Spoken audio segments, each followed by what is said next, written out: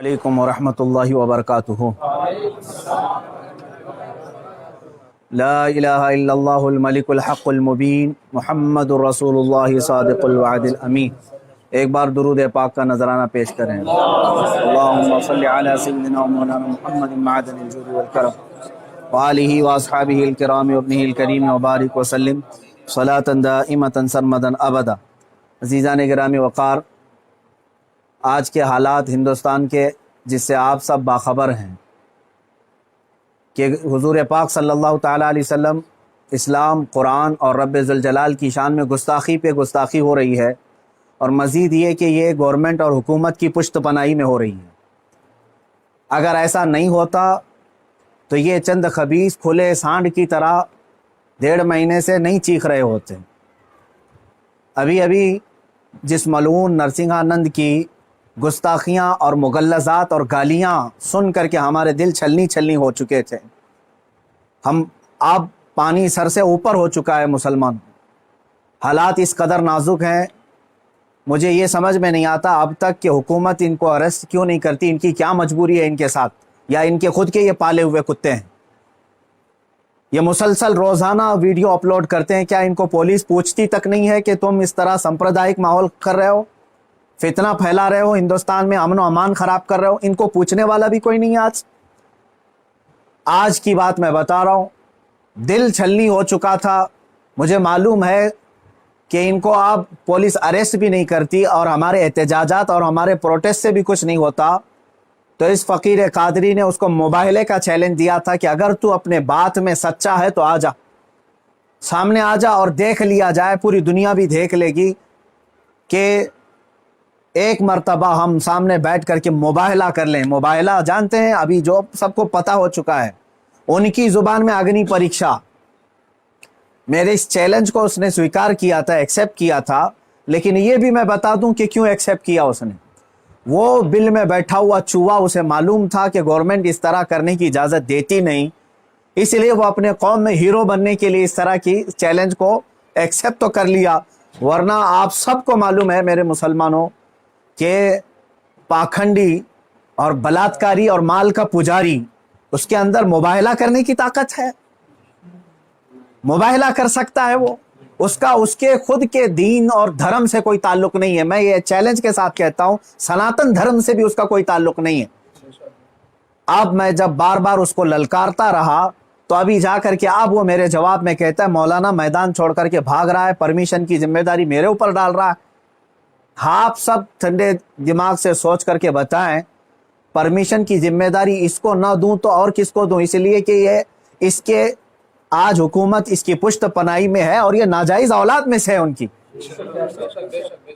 ساری پرمیشن وغیرہ کی ذمہ داری تو تمہاری ہاتھ میں ہے نا، مجھے پرمیشن کی ضرورت نہیں ہے۔ انشاءاللہ العزیز جس دن بھی تو تیار ہو جائے گا میری آخری سانس تک، اس دن بھی میں مباہلے کے لیے حاضر ہو جاؤں گا، اس دن بھی حاضر ہوں، 1 انچ بھی پیچھے نہیں ہٹوں گا انشاءاللہ۔ اس لیے کہ یہ میرے جملے نہیں ہیں، یہ میرے دین کی حقانیت ہے، یہ رسول پاک صلی اللہ تعالیٰ علیہ وسلم کی سچائی ہے، اور قرآن پاک کی عظمت ہے جو ہمارے دلوں میں کوٹ کوٹ کر بھری ہوئی ہے۔ یہ ظالم مباہلہ کریں گے۔ اب سنیے، مباہلے کے نام پر یہ ایکسیپٹ کر کے ہیرو بن رہا تھا اپنی قوم میں، اور مجھے کہہ رہا ہے میدان چھوڑ کر بھاگ رہا ہے۔ میں اس سے کہتا ہوں، آپ سب کو معلوم ہے نا، چند دن قبل یہ دلی کے پریس کلب آف انڈیا میں بیٹھ کر کے زہر اگل رہا تھا، حضور پاک صلی اللہ تعالیٰ علیہ وسلم کی شان میں گالیاں بک رہا تھا۔ آج اس کو یاد آ گیا یہ لوک تانترک دیش ہے، آج یہ کہہ رہا ہے یہ لوک تانترک دیش ہے، مولانا کیا ایسی پرمیشن یہاں ملتی ہے؟ تو خبیث کے بچے، تجھے یہ پہلے معلوم نہیں تھا کہ اس لوک تانترک دیش میں کسی دھرم کو گالی نہیں دینا چاہیے؟ ملعون ناجائز اولاد، تجھے یہ نہیں معلوم کہ لوک تانترک دیش میں کسی دھرم کو گالی نہیں دی جاتی؟ جب تو دیش کے سارے سمویدھان کا النگھن کر کے زہر اگل سکتا ہے، پریس کلب آف انڈیا میں تجھے پرمیشن دی جا سکتی ہے، تو اس مباہلے کی پرمیشن کیوں نہیں ملتی؟ ٹھیک ہے، تجھے میدان میں نہیں ملتی، پریس کلب آف انڈیا تیرے باپ کا ہے نا، جہاں بیٹھ کر کے تو نے گالیاں بکی تھی۔ میں آج پھر سے کہتا ہوں، اے مسلمانوں، ذرا برابر بھی اپنے دل میں ہلکا پن محسوس نہیں کرنا۔ میں نے یہ اپنے گھر کی بات نہیں کہی تھی، 1400 سال سے اس دھرتی پر جمے ہوئے اسلام کی بات کہی ہے، اور اس سے بڑے اور اس سے سڑے بھی آئیں، اسلام کا کچھ نہیں بگاڑ سکتے۔ میرے آقا صلی اللہ تعالی علیہ وسلم کی ذات پر اگر تھوکتا ہے تو یہ سورج پر تھوکنے کے مانند ہے، اس کا منہ ابھی چند دن بعد دیکھنا اتنا کالا ہو جائے گا کہ اس کے خود چیلے اس سے نفرت کریں گے۔ ہاں، میرا عقیدہ میرے رسول پاک کے لیے یہ ہے، یا رسول اللہ تو گھٹائے سے کسی کے نہ گھٹا ہے نہ گھٹے، یا رسول اللہ، یا رسول اللہ تو گھٹائے سے کسی کے نہ گھٹا ہے نہ گھٹے گا، جب بڑھائے تجھے اللہ تعالیٰ تیرا، مٹ گئے مٹتے ہیں مٹ جائیں گے عادہ تیرے، نہ مٹا ہے نہ مٹے گا کبھی چرچا تیرا۔ میرے آقا صلی اللہ تعالیٰ علیہ وسلم کا چرچا کبھی نہیں مٹے گا۔ ہاں، اب سنو میرے عزیزو، اس خبیث ملعون نے چیلنج کو ایکسپٹ کر کے اپنی قوم میں ہیرو بننے کی کوشش کی تھی۔ میں پھر سے کہتا ہوں، زندگی گزر جائے گی، اس کا پیشاب نکل جائے گا، مباہلے کے لیے نہیں آ سکتا۔ مباہلہ بہت دور کی بات ہے، مباہلہ بہت دور کی بات ہے۔ میں گورنمنٹ سے بھی کہتا ہوں، پرشاسن سے بھی کہتا ہوں، یہ بار بار بھونک رہا ہے اور کہہ رہا ہے کہ مجھے اسلام کی سچائی بتانا ہے، مجھے قرآن کی سچائی بتانا ہے۔ اس کو ایک بار بتانے کا موقع دے دیا جائے، اس کو ایک بار موقع دے دو ہمارے سامنے کہ یہ اسلام کی سچائی بتا دے۔ اس خبیث کے چیلوں سے بھی میں کہتا ہوں، تم اپنے گرو کو منا کر کے لے آ جاؤ ہمارے سامنے۔ یہ بار بار کہہ رہا ہے نا کہ مجھے قرآن کی سچائی بتانا ہے، قرآن کی۔ میں کہتا ہوں مباہلہ بہت دور کی بات ہے، وہ صرف ہمارے سامنے بیٹھنے کی ہمت کر لے۔ جس دن وہ سامنے بیٹھے اور اسلام کی سچائی بتانے کی بات کرتا ہے، قسم رب ذوالجلال کی، قسم رب ذوالجلال کی، جتنی باتیں اس نے میرے نبی کی شان میں کہی ہیں، ایک بات وہ ثابت کر دے، اسی دن میں اپنی گردن دے کر کے آ جاؤں گا انشاءاللہ، میں وہیں پر اپنی گردن دے کر کے آ جاؤں گا۔ یہ سارے اس کے چیلوں سے بھی کہتا ہوں، تم جملے بازی کر رہے ہو۔ اور اس چیلنج کے بعد اب سوشل میڈیا میں برسات کے مینڈک کی طرح بہت سارے آ گئے، مولانا کا چیلنج ہم کو بھی ایکسپٹ ہے، ہم کو بھی ایکسپٹ ہے۔ تم کیا سمجھ رہے ہو گڈی گڈے کا کھیل کھیلنے جا رہے ہیں ہم؟ یہ کوئی کھیل کھیلنے جا رہے ہیں؟ تاریخ پڑھ لینا، پتہ چلے گا تمہیں مباہلہ کہتے کسے ہیں۔ عزیزان گرامی وقار، آج دل جل رہا ہے، اسی لیے میں عرض کر رہا ہوں، یہ مقابلے میں نہیں آئیں گے۔ پھر بھی میں کہتا ہوں، یہ 17 رمضان المبارک 30 اپریل آنے تک یہ جتنے چیلے بھوک رہے ہیں، اس میں ایک رامپال کا ایک سس ہے، کوئی شاگرد آیا ہے، وہ کہتا ہے محمد آخری نبی بھی نہیں ہے صلی اللہ علیہ وسلم، معاذ اللہ۔ اے مسلمانوں، اس نے ختم نبوت پر بھی ڈاکہ ڈالا۔ وہ کہتا ہے رامپال آخری نبی تھے، میں ثابت کرتا ہوں اور چنوتی کو اسویکار کرتا ہوں۔ یہ سارے پاکھنڈی ایک ساتھ آ جائیں، ایک ساتھ آ جائیں۔ اور گورنمنٹ سے پھر میں کہتا ہوں، اب یہ بات بہت بڑھ چکی ہے، میڈیا والے بھی مذاق نہ سمجھیں، ان کو ثابت کرنے کا موقع دیں، اور ہم ہانے کے لیے تیار ہیں۔ میں ایک نہیں، ہندوستان کی 11 بڑی خانقاہیں میرے ساتھ کھڑی ہیں، اور تقریباً 100 علماء اہل سنت اور مفتیان اعظام ابھی اسی وقت دلی آنے کے لیے تیار۔ میرے عزیزو، یہ کوئی کھیل کی بات نہیں کر رہا ہوں، الحمدللہ 100 تو میں اپنے لسٹ میں رکھا ہوں، ہزاروں کی تعداد میں یہاں پر اپنی جان لٹانے کے لیے تیار۔ اے مسلمانوں، اب پانی سر سے اوپر ہو چکا ہے۔ اب یہ 30 اپریل اور 17 رمضان المبارک کی تاریخ میں نے اعلان تو کیا، اور یہ بار بار اس کو ہلکے میں لے کر مذاق اڑاتے۔ آج بھی یہ کہتا ہے قرآن کو گنڈوں کی کتاب، قرآن کہتا ہے وائرس ہے، قرآن کو کہتا ہے گندی کتاب۔ کہاں مر گیا تمہارا ضمیر؟ کہاں مر گیا؟ مسلمانوں، میں اب آپ سے کہتا ہوں، اس تاریخ کو میرے 3 ہی اعلان ہوں گے، مجھے پہنچنے دیا جائے، مجھے پہنچنے دیا جائے۔ اس سے پہلے اگر گورنمنٹ یا ان کے کوئی بھی دباؤ میں آ کر کے اریسٹ کرتے ہیں، اسی دن سمجھ جانا ہے مسلمانوں، اسلام کی فتح ہو چکی ہے، سمجھ جانا۔ میں اگر اندر ہوتا ہوں تو لاکھوں مسلمانوں کے اندر کا ایمان باہر آ جائے گا انشاءاللہ العزیز۔ یہ ایک بات یاد رکھ لینا۔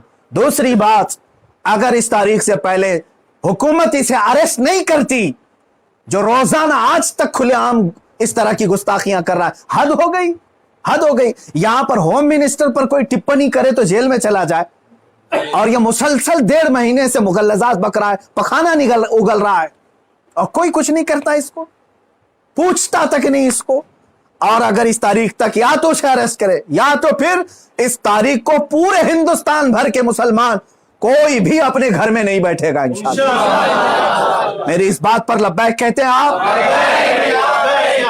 आप सुन लें, इसलिए कि अब यहां पर हमारी जमीन जायदाद का मसला नहीं है। ये मत समझ लेना या जमीन मांगने के लिए आ रहे हैं, हुकूक मांगने के लिए आ रहे हैं। अरे मियां, अब तो हमारे जड़ की बात आ गई है। और मुसलमानों याद रख लो, अगर तुम्हारा यहां पर रसूल पाक की इज्जत सलामत नहीं है तो फिर तुम्हारा जीना भी किसी काम का नहीं है। अब ये चाहते हैं ना हम बाहर निकलेंगे तो वायलेंस हो जाएगा, फला हो जाएगा। हम ये नहीं चाहते फसाद हो जाए, इसीलिए तो बार बार गुहार लगा रहे हैं हुकूमत को, बार बार कह रहे हैं फसाद की जड़ को अंदर करो, उसे भौंकने से रोको। नहीं सुन रही है। और इससे भी आप समझ जाना है मुसलमानों, हुकूमत की मंशा यही है कि आप ये पूरे हिंदुस्तान में फसाद कराना चाहते हैं, पूरे हिंदुस्तान को जलाना चाहते हैं, वरना ऐसे पाखंडियों को खुलेआम नहीं छोड़ते। ये पूरी की पूरी प्लानिंग के साथ कर रहे हैं। इसलिए मुसलमानों, आज तुम्हारे इम्तिहान का वक्त है, आज तुम्हारे इम्तिहान का वक्त है। आज अगर तुम अपने घरों में चूड़ियां पहन करके बैठे रहे, याद रख लेना बाद में आने वाली नस्लें तुम्हारे मुंह पर थूकेंगी, तुम्हारे कब्रों पर ईंट पत्थर मारेंगी। इसलिए कि ये नबी का गद्दार है, रसूल पाक पर भौंकने वाले को भी ये पूछ नहीं सका। तुम्हारी नस्लें बाद में तुम्हें याद करेंगी इस तरह से। याद रख लेना, ये तारीख यौम बद्र की जो आएगी, यौमुल फुरकान 17 रमजान की, उस दिन हर मुसलमान का कलेजा दहल जाना चाहिए।